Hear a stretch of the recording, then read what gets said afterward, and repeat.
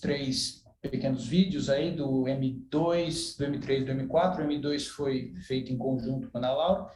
Depois do M3 e o M4 nós fizemos de forma individual. Então, aí nós vemos, eu dividi a tela no Rhino, no Grasshopper e no ArchiCAD, né, para visualizar o programa. Ali nós vimos o corpo do programa. Aqui nós temos as entradas, né, que seria a interface do usuário, né, os inputs onde o usuário pode mexer, as verificações para ver se atende ao exercício e as saídas, que entregam aí as visualizações. Então, começando aí, iniciando o programa, o usuário inicia e já é criado o edifício no Rhino e no ArchiCAD. Na hora de começar a mexer nos inputs para ver os resultados, né? O que pode ser configurado. Primeiro, o usuário pode posicionar o edifício ao longo do terreno, né, proposto, para escolher aí a melhor posição. Também é possível movimentar esse vão central, circular, ao longo da laje do pavimento 1. E também modificar o diâmetro desse círculo.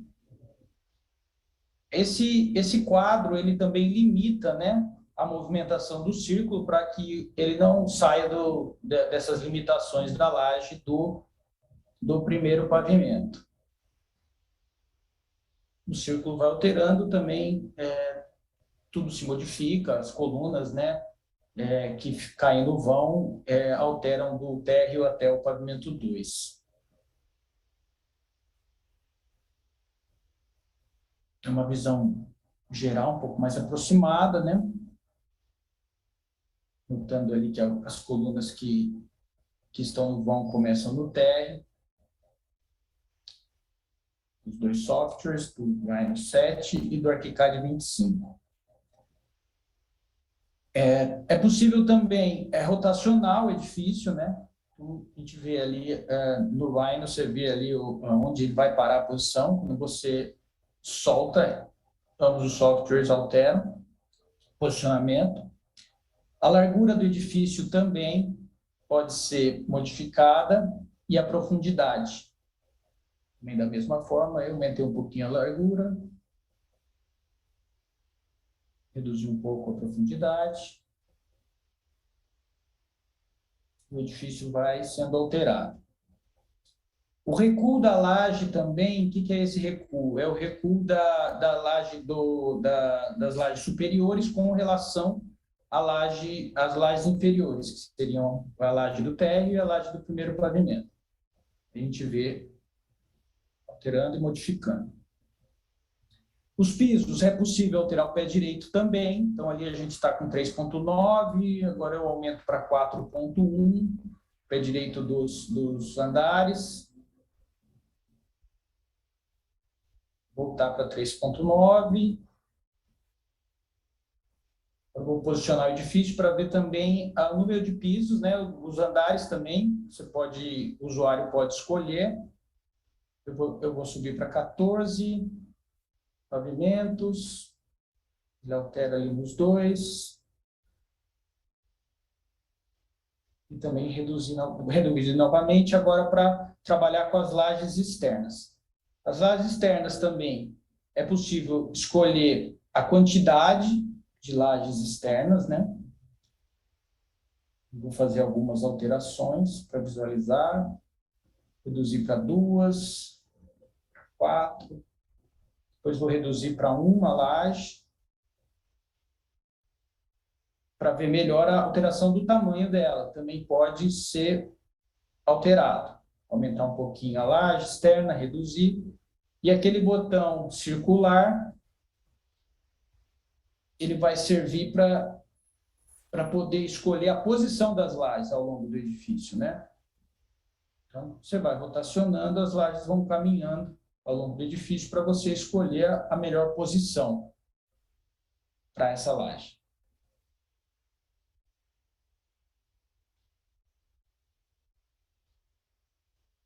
Em seguida, também é possível alterar as colunas, né? O primeiro number slider define a distância das colunas com relação à borda da laje. Então, você nota aí aumentando, elas ficam mais afastadas. E os outros dois number sliders definem as distâncias entre as colunas, né? Na direção X e Y. Ou seja, quanto maior a distância, menor o número de colunas. Então, você vê aí o próximo number slider, ele vai mostrar ali essa distância, né, que pode ser alterada.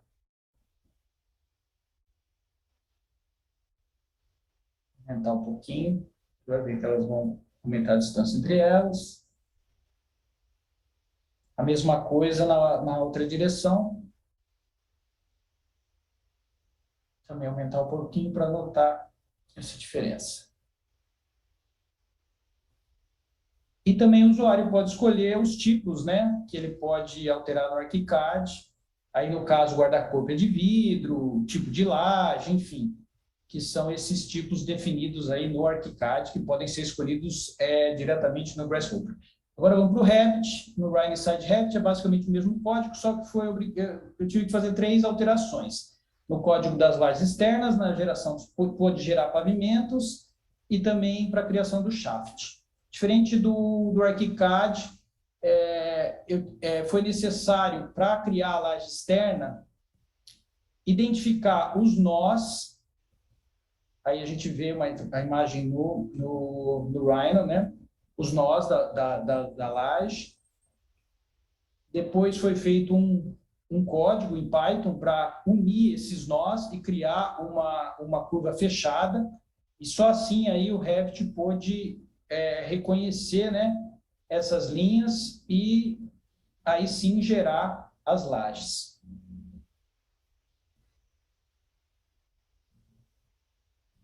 Outra coisa interessante do Rhino Side Revit é que é possível, né, gerar os níveis, né, dos pavimentos. Então, esse código aí gera os níveis e com a nomenclatura desejada. A gente vai ver ali no Revit uma visão rotacionando. Olha lá, você vê ali os pavimentos gerados. Então, se aumentar os andares, ele automaticamente vai gerando com a nomenclatura definida por esse código. E, por fim, no Revit, também uma outra alteração que teve que ser feita, eu tive que fazer um código para poder gerar essa abertura da laje. Eu gerei como se fosse um shaft, né? Então, aí esse é o código, só mostrando também o código em Python para poder fazer esse trabalho. Foram as alterações feitas para trabalhar no Revit.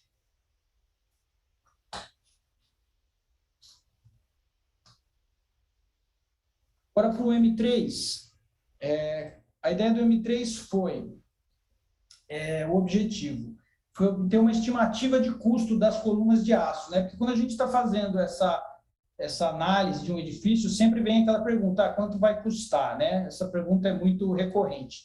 Então, essa sequência, essas rotinas no Dynamo são para criar alguns parâmetros para as colunas, setar esses parâmetros, gerar uma planilha para o fornecedor preencher o preço e depois importar esse preço para colocar esses valores direto aí no Revit.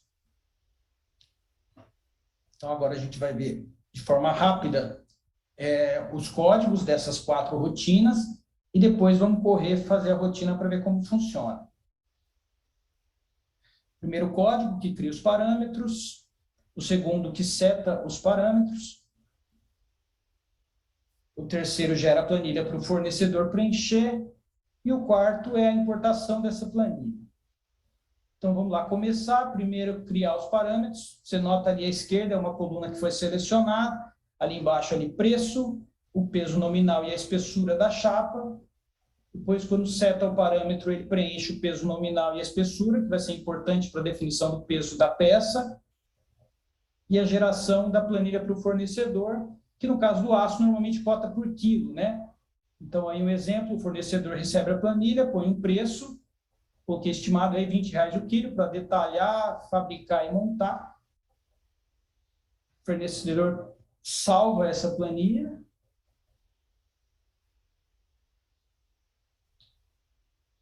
Envia ela de volta e aí basta clicar na importação, a gente vai ver ali, preencher o preço. Pronto, já está com o preço da coluna e isso faz automático para todas as colunas do prédio. Que tem, esse é uma coluna tubular, retangular, aqui no caso tem perfis W também, que ele já faz o cálculo e seta os preços.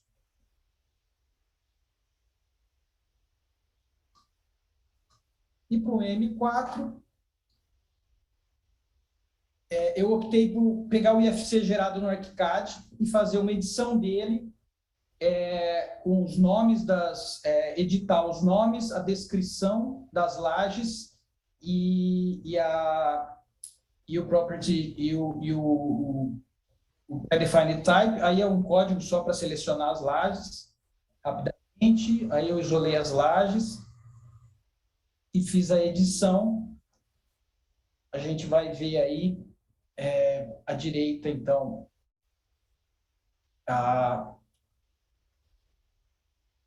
você vê que veio do ArchiCAD, não tinha, só tinha o nome e os nomes não estavam corretos, então eu editei os nomes, como eram poucas lajes, foi possível, né? Eu fiz a edição dos nomes, da descrição e do tipo pré-definido, do predefined type, para depois fazer as análises.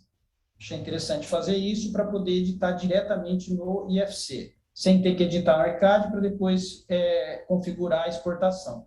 Então, a gente vê aí, ó, essa laje foi alterado aí, ó, o nome, a descrição e o tipo pré-definido. As demais lajes também, você vê um tipo pré-definido do Base Lab, que é a do térreo. Ali para cima, floor, é a laje número 9, laje de pavimento 9.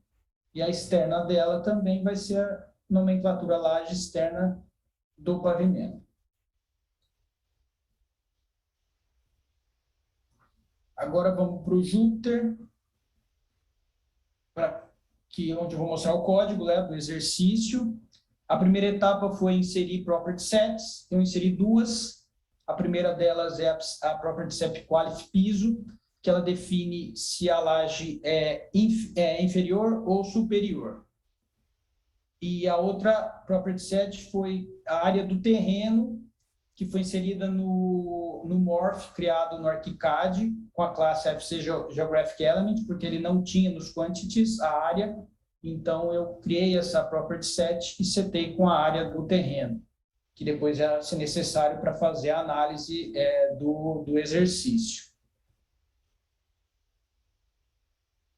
Aí vai correr o código. Vamos para o fim ali da planilha. Então, aí nós vemos aí o que foi alterado, lá direto no IFC, está tudo aí, o relatório, o nome, né, das lajes, a descrição, o predefined type, e esse quality piso, que é o property set criado aí no próprio código do Jupyter e setado, né, corretamente, né? As duas primeiras lajes consideradas inferior, o restante superior.